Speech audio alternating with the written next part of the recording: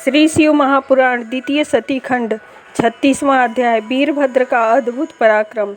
ब्रह्मा जी बोले, उस समय इंद्र विष्णु का परिहास करते हुए अपनी प्रशंसा करने लगा और देवताओं सहित हाथ में वज्र लेकर वीरभद्र से युद्ध करने को आगे बढ़ा।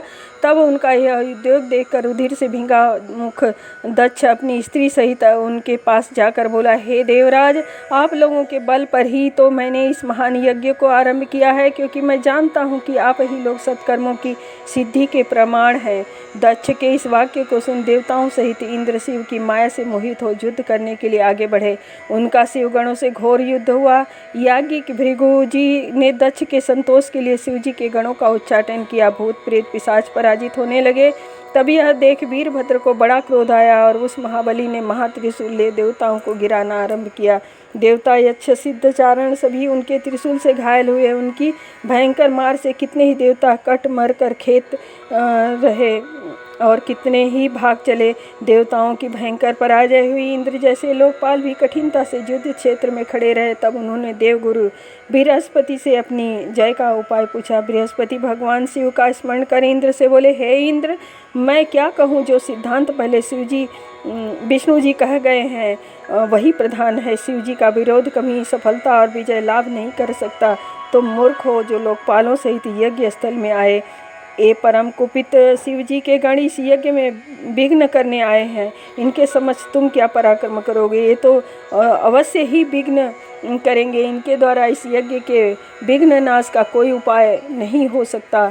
ब्रह्मा जी के कहते ही जब बृहस्पति जी ने ऐसा कहा तो उनके इन वाक्यों को सुनकर इंद्रादि लोकपालों को बड़ा खेद हुआ। उसी समय अपने महावीर गणों सहित वीरभद्र ने मन में शिव जी का स्मरण कर इंद्रादिक देवताओं से कहा, अरे मूर्खों, तुम लोग इस यज्ञ में क्यों आए हो? अब तुम सब मेरे पास आओ और मैं तुम्हें इसका फल दूं। हे इंद्र, हे अग्नि, हे सूर्य, चंद्रमा, कुबेर, वरुण या नैनित्य, यम, शेष और सभी चतुर देवताओं, आज मैं तुम्हें इसका ऐसा फल दूंगा जिससे तुम सर्वदा के लिए तृप्त हो जाओगे।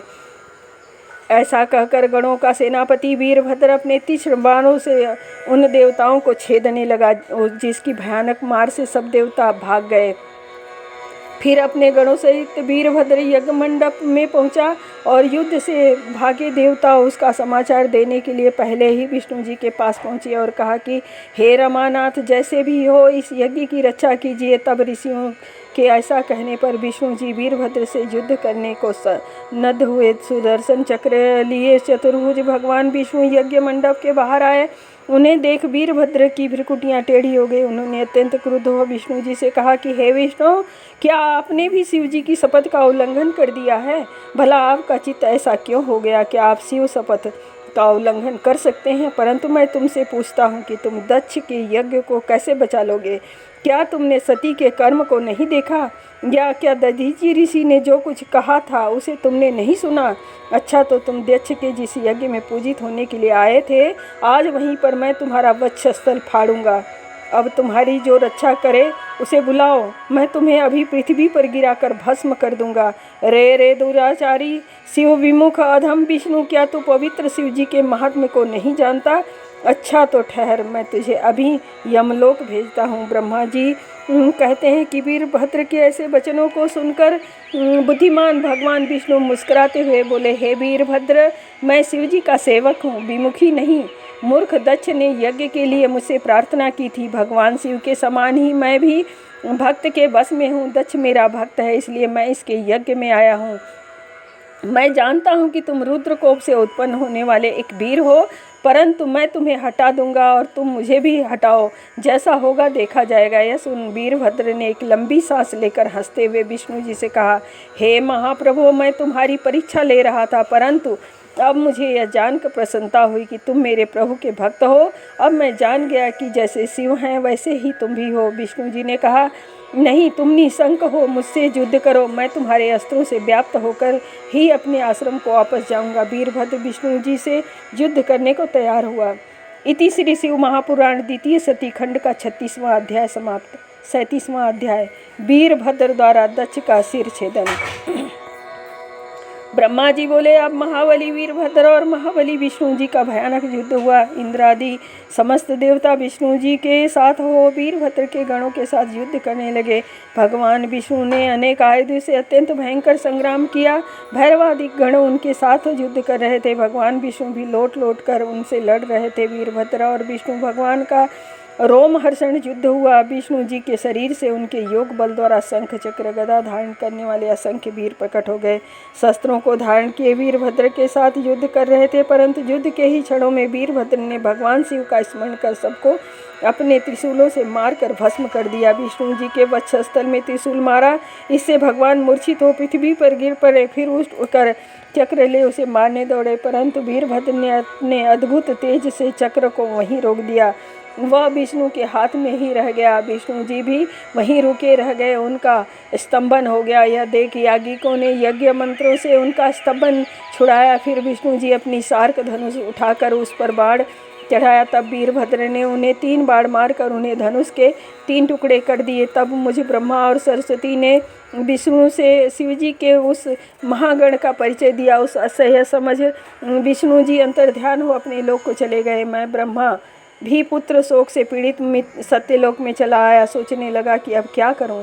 तब मेरे और विष्णु जी के चले जाने पर वीरभद्र ने सबको जीत कर मृग रूप धारण कर भागते हुए यज्ञ भगवान को पकड़ा और उनका सिर काट डाला। तब प्रजापति धर्म कश्यप और अरिष्टनेमी आदि मुनियों को पकड़कर उन्हें लातों से मारा। फिर उस प्रतापी वीरभद्र ने देव माता सरस्वती की अपने नखों के अग्रभाग से नाक काट ली और अन्य देवताओं को भी पृथ्वी पर पटक पटक कर मारा। मणिभद्र नामक प्रतापी गण ने भृगु जी की छाती पर पैर रखकर उनकी छाती उखाड़ ली। पूषा शिव जी के शापित होने पर हंसे थे, इससे चंड ने बड़े वेग से उनका दांत उखाड़ लिया। फिर क्रुद्ध शिव जी के गणों ने दक्ष के यज्ञ में मलमूत्र की वर्षा कर उसे भस्म कर दिया, भ्रष्ट कर दिया और दक्ष की वेदी के भीतर छिपा था उसे वहां से पकड़कर वीरभद्र ने तलवार से उसका सिर काट डालना चाहा, परंतु वैसा कर सकना संभव न था। इसलिए उसकी छाती पर चढ़कर हाथ से ही उसका सिर मरोड़ कर तोड़ डाला और अग्निकुंड में छोड़ दिया। उस समय विजय लक्ष्मी को प्राप्त करने वाले वीरभद्र पर स्वर्गीय पुष्पों की वर्षा हुई और शीतल सुखदायक वायु और आकाशवासी देवताओं ने नगाड़े बजाकर उसे प्रसन्न किया। इस प्रकार सब कार्य कर विजयी वीरभद्र कैलाश पर शिव जी के पास पहुंचा। शिव जी ने प्रसन्न होकर सब गणों का अध्यक्ष बना दिया। इति श्री शिव महापुराण द्वितीय सती खंड का 37वां अध्याय समाप्त। 37वां अध्याय समाप्त। 38वां अध्याय शिव जी द्वारा दधीचि को अमरत्वादि की प्राप्ति। सूत जी बोले, ब्रह्मा जी के इतना कहने पर नारद जी ने फिर उनसे पूछा कि हे ब्रह्मन, शिव जी को त्याग विष्णु जी दक्ष के यज्ञ में क्यों गए जिससे उनका अपमान हुआ? क्या शिव जी भगवान शिव के भक्त नहीं थे जो उन्होंने उनके गणों से युद्ध तक किया? मेरे इस संदेह को दूर करने के लिए शिव जी का चरित्र सुनाइए। ब्रह्मा जी बोले, हे विप्रवर, मैं सबके संदेहों को निवृत्त करने के लिए तुम्हें शिव जी का चरित्र सुनाता हूँ, ध्यान देकर सुनो। पहले कभी दधीचि के शाप से विष्णु जी का ज्ञान भ्रष्ट हो गया था, जिसके कारण वे दक्ष राज के यज्ञ में गए थे। इस पर नारद जी ने पूछा कि मुनिश्रेष्ठ, दधीचि ने विष्णु जी को क्यों शाप दिया था? वे तो उनके परम सहायक ही थे, विष्णु जी ने उनका क्या बिगाड़ किया था? ब्रह्मा जी बोले, एक छुआ नाम का राजा था जिससे दधीचि मुनि की बड़ी मित्रता था। कुछ दिनों के पश्चात दधीचि से उसका एक बड़ा अनर्थकारी विवाद हो गया। दधीचि ने कहा, तीनों वर्णों में ब्राह्मण ही श्रेष्ठ है। इस पर राजा छुआ, जो लक्ष्मी के मद से चूर्ण था, उसने कहा, नहीं, सब वर्णों का श्रेष्ठ राजा है, राजा सर्वमय है। यह श्रुति का वाक्य है, जो सबसे बड़ा है वह मैं हूँ। हे च्यवन पुत्र, मैं तुम्हारा पूज्य हूँ। इस पर दधीचि को बड़ा क्रोध आया। उन्होंने अपने गौरव से राजा छुओ के सिर में जोर का एक घुसा मार दिया। वह छुआ मूर्छित हो पृथ्वी पर गिर पड़ा, परंतु जे ही सचेत होकर उठा, उसी क्षण उस दुष्ट छुआ ने दधीचि पर वज्र चला दिया। उससे घायल हो दधीचि मुनि पृथ्वी पर गिर पड़े। फिर संभल कर उठे तो उससे बदला लेने के लिए उन्होंने शुक्राचार्य का स्मरण किया। शुक्र आए, उन्होंने छुआ के प्रहार से उत्पन्न दधीचि के मर्म को ठीक कर दिया। फिर छुआ से बदला चुकाने के लिए उन्हें महामृत्युंजय मंत्र बतला दिया और कहा कि इस प्रकार इस मंत्र का जप कर तुम सभी कार्य कर सकते हो। दधीचि को ऐसा उपदेश कर शुक्राचार्य शिव भगवान का स्मरण करते हुए अपने स्थान को चले गए। दधीचि मुनि शिव भगवान का स्मरण करते हुए तप करने के लिए वन में चले गए। वहां जाकर उन्होंने महामृत्युंजय का विधि पूर्वक जप कर शिव जी के लिए बड़ा तप किया। उस तप से प्रसन्न हो भगवान शिव मुनि के आगे आए और दधीचि से कहा, वर मांगो। भक्त श्रेष्ठ दधीचि ने कहा, हे महादेव जी, आप मुझे 3 वर दीजिए। एक तो यह कि मेरे शरीर की अस्थियां वज्र के समान हो जाएं, दूसरा मैं सबसे अवध्य हूँ, और तीसरा मैं सर्वथा ही दीन न हूँ। शिव जी ने तथास्तु कहकर उन्हें यह वर दिया। मुनि ने प्रसन्न हो शीघ्र राजा छुओ के पास आ उसके सिर पर अपने चरणों का प्रहार किया। छुओ विष्णु जी का परम भक्त था, जिससे गर्वित हो उसने दधीचि की छाती में वज्र मार दिया, परंतु शिव जी के वरदान से मुनिवर दधीचि को कुछ चोट न लगी। यह देख ब्रह्मा का पुत्र छुआ बड़ा विस्मित हुआ। मृत्युंजय के सेवक दधीचि ने उसे परास्त कर दिया। उस पराजय से लज्जित राजा छुओ वन में तपस्या करने चला गया। मुकुंद भगवान की आराधना की, उससे प्रसन्न हो गरुड़ पर बैठे भगवान विष्णु उसे दर्शन देने आए। विष्णु भक्त छू ने उनसे दधीचि द्वारा अपने अपमान की बात कही। मृत्युंजय का प्रभाव कहा। विष्णु जी ने कहा, अवश्य शिव जी के भक्त को किसी का भय नहीं है। उन्हें दुख देने से मुझे और देवताओं को शाप पड़ता है। उसी ब्राह्मण के शाप से तो अब दक्ष के यज्ञ में भी मेरा विनाश और पुनरुत्थान होगा। हे राजेंद्र, मैं सभी यत्नों तो नहीं कर सकता, किंतु ऐसा कुछ अवश्य करूँगा जिससे दधीचि पर विजय प्राप्त हो। छुओ ने कहा, अच्छा, यही सही।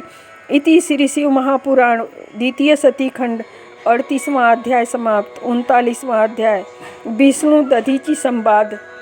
ब्रह्मा जी बोले, अब एक दिन राजा छू का कार्य सिद्ध करने के लिए भगवान विष्णु महर्षि दधीचि के आश्रम में पहुँचे और उनसे कहा कि हे महर्षि, आपसे एक वर मांगने आया हूँ। महर्षि दधीचि शिव के परम भक्त थे। उन्होंने जो नेत्र बंद कर शिव का ध्यान किया तो उन्हें विष्णु का कपट ज्ञात हो गया। उन्होंने कहा, मैं समझ गया, परंतु आप भगवान हैं, मैं आपसे क्या कहूँ।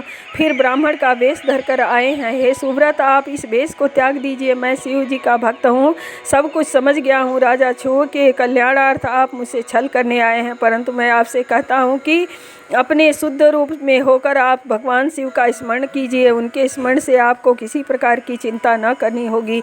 देखिए, मुझे शिव की कृपा से देवता दैत्य किसी से भय नहीं लगता। इस पर विष्णु जी ने महर्षि दधीचि को प्रणाम कर कहा, हे महामुनि, अवश्य आपका कहना सत्य है। मैं जानता हूँ कि जब से आप शिव भक्त हुए तब से आपको किसी का भय नहीं रहा, परंतु आप मेरे कहने से एक बार राजा छू के पास जाकर उससे यह कह दीजिए कि मैं तुमसे डरता हूँ। विष्णु जी की ऐसी बात सुनकर शैव श्रेष्ठ दधीचि ने हंसते हुए कहा कि मैं शिव जी के प्रभाव से कहीं किसी से तो डरता नहीं हूँ, फिर उससे क्या कहने जाऊँ। इस पर विष्णु जी को क्रोध आ गया और उन्होंने अपना चक्र उठा महर्षि दधीचि को मारना चाहा, परंतु ब्राह्मण पर वह नहीं चला। तब कुंठित दधीचि ने हंसते हुए भगवान विष्णु से कहा, हे भगवान, यह शिव जी का दिया हुआ चक्र आप मुझ पर छोड़ना चाहते थे, परंतु नहीं चला, चलता भी कैसे। शिव जी का अस्त्र मुझ जैसे ब्राह्मण के लिए नहीं है। यदि आप क्रोधी हैं तो क्रम से ब्रह्मास्त्र आदि शस्त्रों तथा बाण आदि का प्रयोग कीजिए। फिर तो दधीचि को नीरा ब्राह्मण और पराक्रमहीन समझ विष्णु ने क्रोध कर उन पर अपने सभी अस्त्र चलाए। देवताओं ने भी विष्णु की सहायता की। इंद्रादि देव ने बड़े वेग से मुनि दधीचि पर अपने अस्त्रों को चलाया, परंतु शिव भक्त दधीचि ने मुट्ठी भर कुशा उठाकर जो उन पर छोड़ा तो शिव जी के प्रभाव से वे कुशा कालाग्नि के समान त्रिशूल बनकर प्रलयाग्नि के समान अपनी ज्वालाओं से आयुधारी देवताओं का संहार करने लगा। विष्णु यम इंद्रादिक देवताओं के द्वारा छोड़े अस्त्र उन त्रिशूलों को प्रणाम कर कुंठित हो गए। देवता पराक्रमहीन हो वहां से भाग चले। केवल विष्णु जी ही वहां टिके रहे, परंतु वे भी भयभीत ही रहे। उन्होंने और भी बहुत सी माया दिखलाई। मुनिश्रेष्ठ दधीचि ने कहा, हे विष्णु, माया त्याग दीजिए, मैं माया से नहीं डरता। इससे भी बढ़कर मुझे और कितने ही दुर्योग्य पदार्थ ज्ञात है। यदि आप में शक्ति नहीं है तो मैं आपको दिव्य नेत्र देता हूँ, सबको देख लीजिए। ऋषि ने शिव जी की कृपा से अपने शरीर को विराट कर दिया। विष्णु जी ने उनके शरीर में सारा ब्रह्मांड देखा, फिर भी विष्णु जी युद्ध के परांगमुख न हुए और परम शैव दधीचि भी शिव जी की कृपा से निर्भय हो उनसे युद्ध करते ही रहे। भीषण युद्ध हुआ। तब हे नारद, मैं विष्णु भक्त ब्रह्मा राजा छू को साथ ले उनका युद्ध देखने गया। मैंने निश्चेष्ट विष्णु भगवान तथा देवताओं को युद्ध करने से रोका और कहा, आप लोगों का प्रयास व्यर्थ है, इस ब्राह्मण को आप लोग नहीं जानते। यह सुन विष्णु जी शांत हो दधीचि मुनि की स्तुति करने लगे। राजा छू ने भी दीनता से मुनि के निकट जाकर उन्हें प्रणाम कर बड़ी प्रार्थना की, इससे प्रसन्न हो मुनि दधीचि ने उन पर तो कृपा कर दी, पर विष्णु आदि पर उनका कोप कम न हुआ। उन्होंने अपने हृदय में भगवान शिव का स्मरण कर विष्णु सहित सब देवताओं को शाप दे दिया कि समय आने पर तुम लोग रुद्र की कोपाग्नि से भस्म हो जाओगे। दधीचि को प्रणाम कर छू अपने घर चला गया और विष्णु आदि देवता भी अपने लोक को गए। तब से उस स्थान का नाम थानेश्वर हुआ। वहाँ जाकर जो भगवान शिव का दर्शन करता है उसे सायुज्य मुक्ति प्राप्त होती है। इति श्री शिव महापुराण द्वितीय सती खंड का 39वां अध्याय समाप्त। 40वां अध्याय ब्रह्मा जी की खिन्नता। नारद जी बोले, हे महाभाग, अब आप मुझे वह चरित्र सुनाइए जबकि महावीर वीरभद्र दक्ष का यज्ञ विध्वंस कर कैलाश को गए। तब क्या हुआ? ब्रह्मा जी बोले, जब रुद्र की सेना से घायल देवताओं ने मुझसे जाकर दक्ष यज्ञ विध्वंस करने का समाचार कह दक्ष का मारा जाना आदि समाचार दिया तो उससे मुझे बड़ा क्रोध हुआ और मैं सोचने लगा कि अब देवता को सुखी बनाने के लिए क्या करूं और दक्ष भी जीवित हो जाएं तथा यज्ञ भी पूर्ण होए। तब विष्णु जी का स्मरण करते ही मुझे ज्ञान हुआ कि मैं उनके पास बैकुंठ लोक जा पहुंचा और विष्णु जी की जब स्तुति की तो उन्होंने मुझसे कहा कि यदि तेजस्वी अपराध भी करे तो उसे क्षमा। ऐसा कह विष्णु जी मेरे साथ कैलाश चलने को उद्यत हुए। हम लोग अलकापुरी से आगे उस विशाल बट वृक्ष के पास पहुँचे जहाँ दिव्य योगियों से सेवित श्रेष्ठ शिव जी विराजमान थे। उनके चारों ओर उनके गण और यक्षों के स्वामी कुबेर विराजमान थे। तब उनके निकट पहुँच विष्णु आदि समस्त देवताओं ने बार बार नमस्कार कर उनकी अनेक विभूतियों नामों सहित स्तुति की और कहा कि हे दयासागर महेश्वर, हे परमेश्वर, आपकी कृपा के बिना हम सब नष्ट भ्रष्ट हो गए, अतएव अब आप प्रसन्न होकर हमारी रक्षा कीजिए। हे शिव जी, हमें अनेक आपत्तियों से बचाइए। हे दुर्गेश, हे नाथ, आप प्रसन्न होकर दक्ष के असमाप्त यज्ञ का शीघ्र ही उद्धार करें। भग देवता की आंखें पहले जैसी हो जाएं, यजमान जीवित हों, पूषा के दांत हो जावें और भृगु की दाढ़ी फिर पहले के समान ठीक हो जावे। आपकी कृपा से इन देवताओं को आरोग्यता लाभ होवे। हम लोग इस अवशिष्ट यज्ञ कर्म में आपका भाग देंगे, इसलिए इस यज्ञ को फिर से रचना चाहते हैं। ऐसा कहकर मुझे ब्रह्मा सहित विष्णु जी हाथ जोड़े शिव जी के चरणों के समीप पृथ्वी पर दंड के समान गिर पड़े। इति श्री शिव महापुराण द्वितीय सती खंड का 40वां अध्याय समाप्त। 41वां अध्याय शिव जी प्रसन्न हो दक्ष को जीवित करना। ब्रह्मा जी बोले, जब इस प्रकार देवताओं सहित विष्णु जी ने भगवान शिव की स्तुति की तो उससे प्रसन्न हो करुणासागर भगवान शिव देवताओं को धैर्य बनाते हुए बोले, हे देवश्रेष्ठों, सुनो, मैं तुम पर क्रुद्ध हूँ, फिर भी उसे सहन करता हूँ क्योंकि सब कुछ मेरी ही माया है। बालकों का अपराध चिंतन नहीं किया जाता, उन्हें सावधान करने के लिए केवल दंड ही दिया जाता है। मैंने दंड मात्र दिया है, दक्ष के यज्ञ को मैंने नहीं विध्वंस किया है, किंतु जो दूसरों का बुरा चाहता है उसी का बुरा हो जाता है। दक्ष ही उस यज्ञ का सिर है, अतएव उसका बकरे का सा सिर होगा। भग देवता सूर्य के नेत्र से यज्ञ भाग को देखेंगे तथा पूषा के टूटे हुए दांत हो जाएंगे, यजमान के दिए हुए यज्ञ के भाग का उपभोग कर सकेंगे। यह मैं सत्य कहता हूँ। मेरा विरोधक भृगु फिर बकरे की सी दाढ़ी पाएगा और मेरे गणों द्वारा मारे गए देवताओं के टूटे अंग भी ठीक हो जाएंगे तथा सभी धूर्वर्य प्रसन्न होंगे। यह कहकर वेदों के अनुसरण करता परम दयालु चराचरपति सम्राट शिवजी मौन हो गए। तब उनका यह कहना सुन विष्णु आदि सहित मुझ ब्रह्मा को बड़ी प्रसन्नता हुई तथा सबने शिवजी को धन्यवाद दिया। फिर देवर्षियों सहित शिवजी को उस यज्ञ में आने के लिए आमंत्रित कर हम लोग यज्ञ के उसी स्थान में आए जहाँ कनखल नामक स्थान में दक्ष ने यज्ञ आरंभ किया था। उसी समय भगवान शिव ने वहाँ पहुंचकर वीरभद्र द्वारा भंग यज्ञ का निरीक्षण किया और देखा कि स्वाहा, स्वधा, पूषा, तुष्टि, घृति, सरस्वती सभी ऋषि पितर अग्नि आदि टूटे फूटे और कई मरे हुए पड़े हैं। यज्ञ की यह दशा देख कर वीरभद्र को बुला भगवान शिव ने हंसकर उससे यह कहा कि हे महाबाहो वीरभद्र, यह तुमने क्या किया? हे तात, तुमने ऋषियों को इतना कठिन दंड इतने शीघ्र दे डाला। अच्छा, तो अब तुम शीघ्र दक्ष का वह मृतक शरीर लाओ जिससे इस यज्ञ को आरंभ किया था। यह यज्ञ तो अच्छा था, परंतु इसका फल विपरीत हुआ। शिव जी के इतना कहते ही वीरभद्र ने दक्ष का सिर रहित शरीर लाकर शीघ्र ही उनके सामने रख दिया। तब उसे सिर रहित देख शिव जी ने वीरभद्र से कहा कि इसका सिर कहाँ है? वीरभद्र ने कहा, उसे तो मैंने पहले ही अग्नि में हवन कर दिया है। शिव जी ने देवताओं से कहा, देखो, मैंने जो पहले कहा था वही हुआ। फिर भगवान शिव ने यथोचित पशु अर्थात बकरे का सिर लेकर प्रजापति दक्ष के सिर पर जोड़ दिया और ज्यों ही कृपा दृष्टि से देखा, वह जीवित होकर उठ बैठा। उसने उठते ही प्रसन्नचित्त हो भगवान शिव का दर्शन किया। उसका कलुषित हृदय निर्मल हो गया। फिर जो ही उसने चाहा कि भगवान शिव की विविध प्रकार से स्तुति करे, उसी समय उसे पुत्री सती का वियोग स्मरण हो आया और मारे दुख के उसका कंठ अवरुद्ध हो गया, जिससे वह उस समय स्तुति न कर सका। परंतु कुछ ही देर बाद उसका शोक ज्यों ही दूर हुआ, वह लोक कल्याणकारक भगवान शिव की विनम्र भाव से स्तुति करने लगा। उसकी स्तुति सुन भगवान शिव प्रसन्न हो गए और पुनः विष्णु और मुझ ब्रह्मा ने भी इंद्रादिक देवताओं और लोकपालों सहित सावधान चित्त से कमल मुख भगवान शिव की स्तुति की। इति श्री शिव महापुराण द्वितीय सती खंड का 41वां अध्याय समाप्त। 42वां अध्याय सती खंड का फल श्रुति आदि। ब्रह्मा जी बोले, इन स्तुतियों को सुनकर शिव जी प्रसन्न हो गए और उन्होंने सबकी ओर कृपापूर्ण दृष्टि से देख कर दक्ष से कहा, हे प्रजापति दक्ष, सुनो, यद्यपि मैं स्वतंत्र ईश्वर हूँ, तथापि भक्तों के बस में हूँ। चारों भक्तों में ज्ञानी सबसे श्रेष्ठ है। ज्ञानी मेरा स्वरूप है और उससे अधिक प्रिय मुझे कोई नहीं है। वह कर्म परायण मनुष्य मूर्ख है जो वेद यज्ञ दान और तप आदि से मुझे जानना चाहता है। इसी प्रकार तू केवल कर्म के द्वारा ही संसार सागर से तरना चाहता था। तेरा यह कर्म मुझे अच्छा न लगा और मैंने तेरे यज्ञ का विध्वंस करा दिया। हे दक्ष, अब तू मुझे परमेश्वर मानकर बुद्धिपूर्वक ज्ञान परायण हो सावधानी से कर्म कर। तुम यह जानो कि मैं शिव ही संपूर्ण जगत का श्रेष्ठा हूँ। मैं ही जगत की उत्पत्ति, स्थिति और संहार करता हूँ और क्रिया के अनुसार विभिन्न नामों को धारण करता हूँ। विष्णु भक्त का अर्थ यह नहीं कि वह मेरी निंदा करे। मेरा भी भक्त विष्णु की निंदा नहीं कर सकता। यदि ऐसा करेगा तो हम दोनों के साथ से उसे तत्व की प्राप्ति नहीं होगी।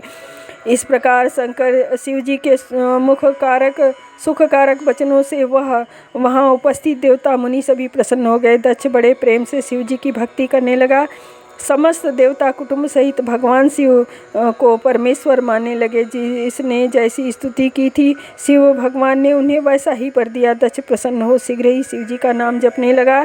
शिव जी की कृपा से उसने अपना यज्ञ पूर्ण किया। सब देवताओं को यथा योग्य भाग मिला। शिव जी को भी उनका भाग दिया गया। ब्राह्मणों को भी बहुत सा दान दिया गया। दक्ष ने विधि पूर्वक रीतियों द्वारा यज्ञ के बड़े कार्य को समाप्त कराया। पर ब्रह्म शिव जी की कृपा से यज्ञ पूर्ण हुआ। सब देवता और ऋषि आदि भगवान शिव का यज्ञ यश गान गाते हुए अपने धाम को गए। मैं और विष्णु भी मंगलदायक उनके सब नामों का उच्चारण करते हुए अपने लोक को चले गए। दक्ष ने सत्पुरुषों की गति पास शिव जी का बड़ा सत्कार किया। फिर वे भी अपने गणों को साथ ले कैलाश पर्वत की ओर प्रस्थान किए। कैलाश पहुंचकर शिव जी ने अपनी प्रिया पार्वती का स्मरण करते हुए इनके संपूर्ण कथा अपने गणों को कह सुनाई।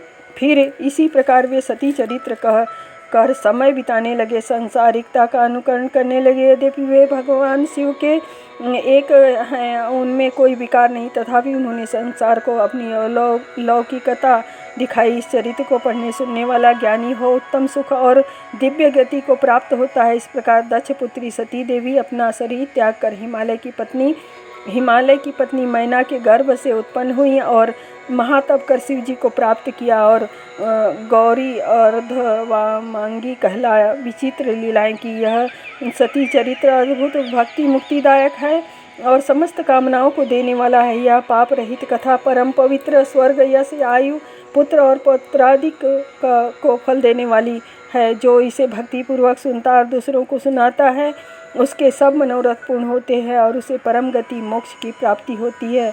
इति श्री पंडित रामलग्न पांडे द्वारा भाषा अनुदित श्री शिव महापुराणांतर्गत रुद्र संहिता का दूसरा सती खंड समाप्त। ओम नमः शिवाय।